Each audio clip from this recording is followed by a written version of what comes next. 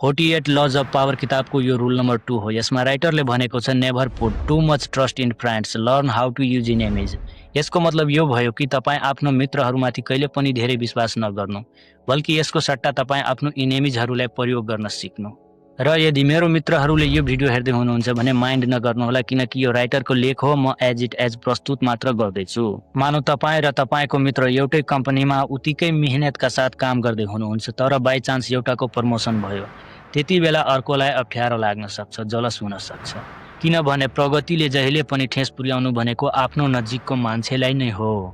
फेरि राइटरले भन्दैछ तपाईँको पुरानो इनेमिज तपाईँको मित्रहरूभन्दा धेरै उपयोगी हुन सक्छ, किनभने यदि तपाईँ आफ्नो इनेमिजलाई कुनै काम दिनुहुन्छ भने उसले तपाईँको विश्वास र तपाईँको रेस्पेक्ट पाउनको लागि धेरै मेहनत गर्छ, तर मित्रले यसो गर्दैन। यस्ता किताबका रुलहरू प्राय पोलिटिकल मान्छेले र कर्पोरेट लेभलका मान्छेहरूले युज गर्ने गरिन्छ। र तपाईँको व्यक्तिगत अनुभव के छ यसमा कमेन्ट गरेर बताउनु होला। Thanks for watching.